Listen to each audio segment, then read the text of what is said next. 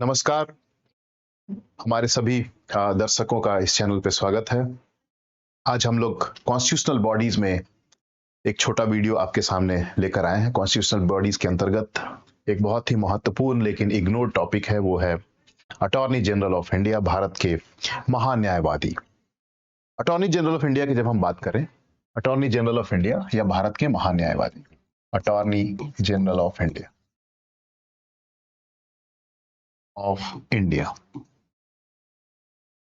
भारत के महान्यायवादी, महान्यायवादी।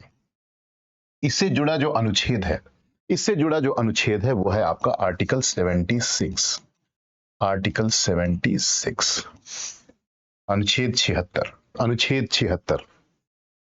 ये बहुत ही इंपॉर्टेंट है, बिल्कुल आप दिमाग में बिठा लीजिए कि अनुच्छेद 76 भारत के महान्यायवादी, अटॉर्नी जनरल ऑफ इंडिया से जुड़ा हुआ अनुच्छेद है। दो आर्टिकल में देखेंगे कि भारत के अटॉर्नी जनरल ऑफ इंडिया का जिक्र है। एक है आर्टिकल 76 और दूसरा जो आर्टिकल है वो है आपका आर्टिकल 88, आर्टिकल 88। पहले हम लोग आर्टिकल 88 की ही बात कर लेते हैं, फिर 76 पे आएंगे। बाकी सभी बातें 76 में दी गई है। कौन नियुक्ति करता है, क्या क्या काम होते हैं, फंक्शंस क्या है उनका, क्राइटेरिया क्या होना चाहिए, योग्यता क्या होनी चाहिए, सब 76 में है। दो ही आर्टिकल में अटॉर्नी जनरल ऑफ इंडिया का जिक्र है, एक 76 और एक 88। 88 कहता है कि अटॉर्नी जनरल संसद के किसी भी सदन में, उसमें जो डिस्कशन हो रहा है, डिबेट हो रहा है, उसमें वो भाग लेने का अधिकार है। आर्टिकल 88, संसद में भाग लेने का अधिकार, संसद में भाग लेने का अधिकार,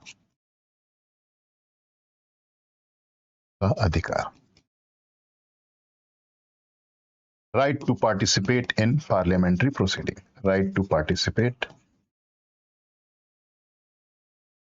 इन पार्लियामेंट्री प्रोसीडिंग,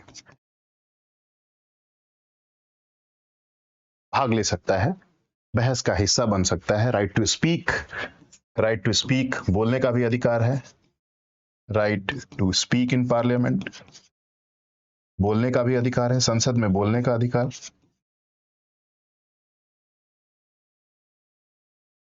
संसद के कार्रवाई में वो भाग ले सकता है, संसद में वो बोल सकता है, लेकिन किस चीज का अधिकार नहीं है, तो वोट देने का अधिकार नहीं है। वो जरूर भाग ले सकता है, लेकिन वोटिंग के दौरान वो एब्सटेन करेगा, वो वोट नहीं कर सकता है। वोटिंग का अधिकार नहीं है, मत देने का अधिकार नहीं है, देने का अधिकार नहीं है। Cannot vote in parliament, cannot vote. Article 88, right to speak in the parliament, parliament में बोलने का अधिकार है। Right to participate in the proceedings of the parliament, संसद की कार्रवाई में भाग लेने का अधिकार है, लेकिन वो वोट नहीं दे सकता, मत देने का अधिकार नहीं है उसको, ये आर्टिकल 88 में कहता है। अब हम लोग आर्टिकल 76 में आ जाते हैं। 76 में हम लोग देखते हैं कि उसकी नियुक्ति कौन करता है, इसके बारे में हम लोग नेक्स्ट स्लाइड में बात कर लेते हैं। आर्टिकल 76, अनुच्छेद 76 कहता है कि भारत का एक महान्यायवादी होगा, भारत का एक महान्यायवादी होगा।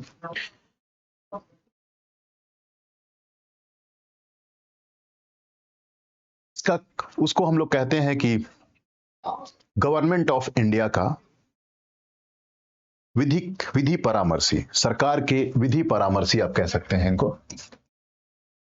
भारत सरकार के विधि परामर्शी,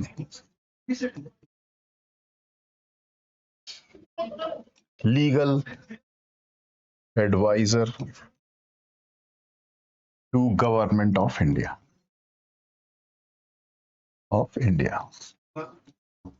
किसके बारे में हम बात कर रहे हैं? Attorney general of India, attorney general of India, भारत सरकार के विधि परामर्शी, legal advisor of government of India. वो लीगल एडवाइजर के रूप में काम करते हैं। इनका काम होता है, इनको जो काम जो दिया जाता है, राष्ट्रपति के द्वारा कार्य दिया जाता है, राष्ट्रपति के द्वारा कार्यों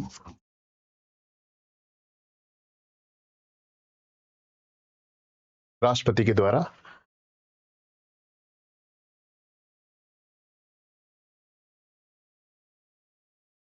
कार्य दिए जाते हैं।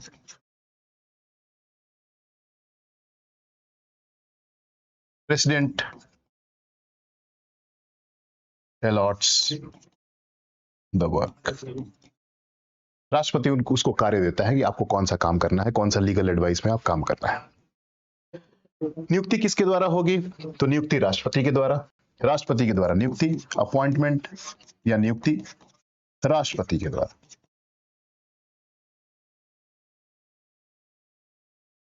By the president.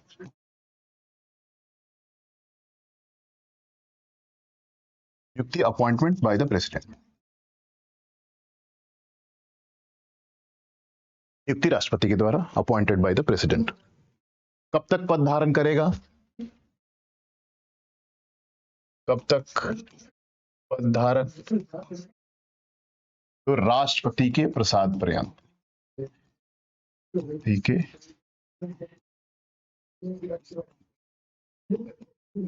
पर्यंत। टिल द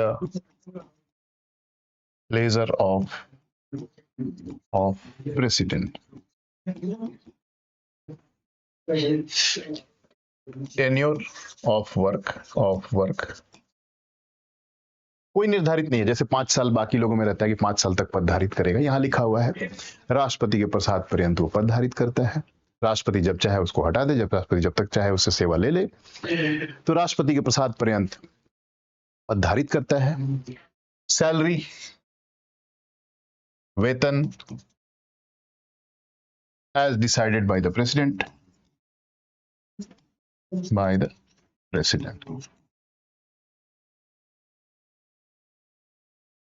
राष्ट्रपति द्वारा निर्धारित।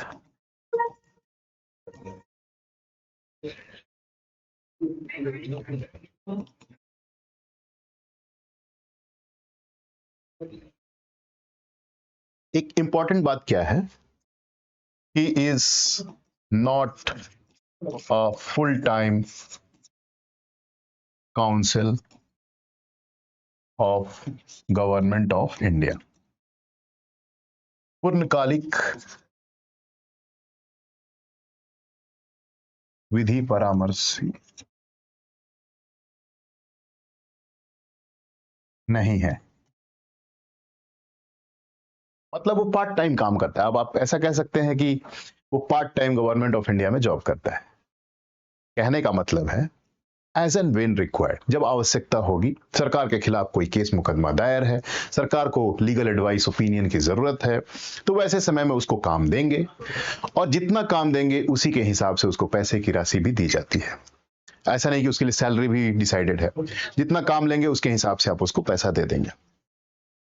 तो जब रिक्वायर्ड है उस समय हम लोग उससे काम ले लेते हैं। तो इसलिए उसको कहा जाता है कि फुल टाइम काउंसिल नहीं है, पार्ट टाइम है, यानी बाकी टाइम वो क्या करेगा, यानी वो फ्री है प्राइवेट प्रैक्टिस करने के लिए। वो क्या है? एक लॉयर है, एक वकील है, वकील है वो, उसके पास लॉ का नॉलेज है। बाकी वो फ्री टाइम क्या करेगा? एडवोकेसी करेगा, प्राइवेट निजी प्रैक्टिस अपना करेगा। तो इसलिए फुल टाइम नहीं है, इसलिए उसको प्राइवेट प्रैक्टिस अलाउड है।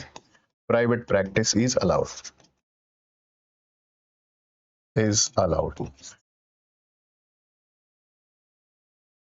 निजी अपना विधि वाला जो काम है, निजी एज ए प्राइवेट लॉयर वो काम कर सकता है। शर्त यह है कि सरकार के खिलाफ मुकदमा नहीं होना चाहिए। सरकारी मुकदमों को छोड़ के बाकी सभी वो केसेस में मुकदमा लड़ सकता है। प्राइवेट एज ए लॉयर किसी के लिए काम कर सकता है।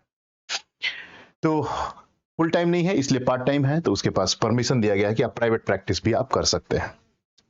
इसके बाद कौन से व्यक्ति को बनाया जाएगा? योग्यता, क्वालिफिकेशन, ये सब 76 में ही है। Qualification, the person should be qualified to be the judge of Supreme Court सर्वोच्च न्यायालय में न्यायाधीश बनने योग्य।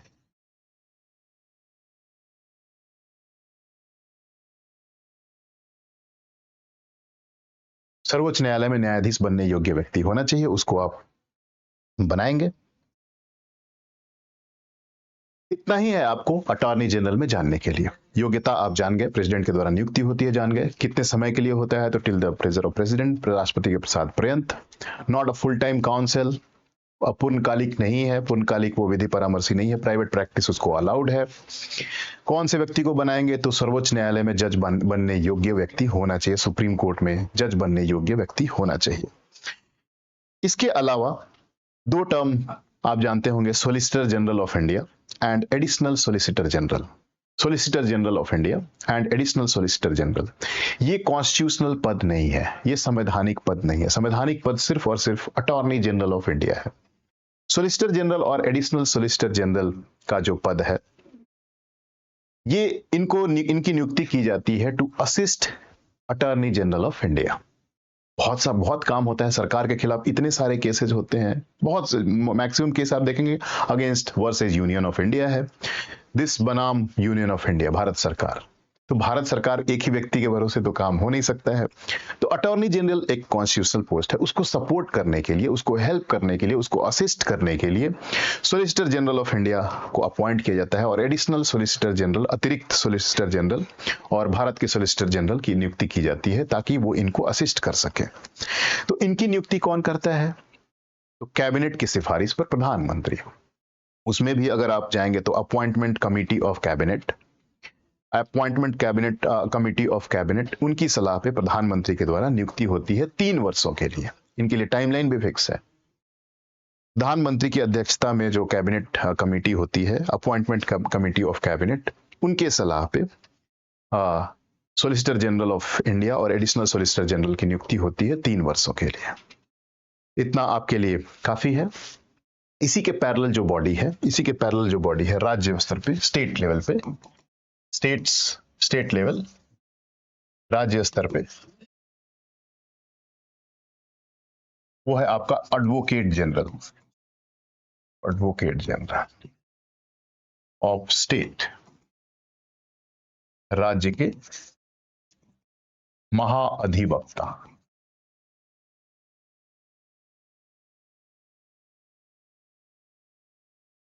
राज्य के महाअधिवक्ता यानी सिर्फ आर्टिकल्स में फर्क है, उस आर्टिकल्स को आप जान लीजिए। अनुच्छेद 76 की जगह पे जो आर्टिकल है उसके पैरेलल है 165, और 88 के पैरेलल जो आर्टिकल है वो आपका है 177 कि वो राज्य विधानसभा के में भाग ले सकता है, बोल सकता है, लेकिन वोट नहीं कर सकता है, और उस राज्य का एक महाअधिवक्ता होगा। राष्ट्रपति को आप किससे रिप्लेस करेंगे? राज्यपाल से।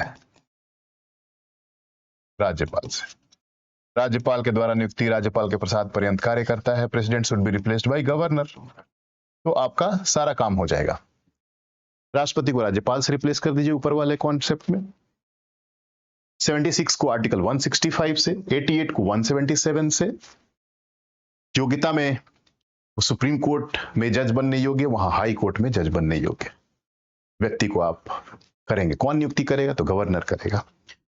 तो ये दोनों कॉन्स्टिट्यूशनल बॉडीज, आपका attorney general of India and advocate general of India, आज की क्लास का टॉपिक था। उम्मीद करता हूं कि टॉपिक आपको हेल्पफुल होगा और रिवीजन में आपको मदद करेगा। बहुत बहुत धन्यवाद। आगे फिर आपसे मुलाकात होगी अगले टॉपिक के साथ, नए विषय के साथ अगले दिन। तब तक के लिए आप सबों को अलविदा, गुड नाइट।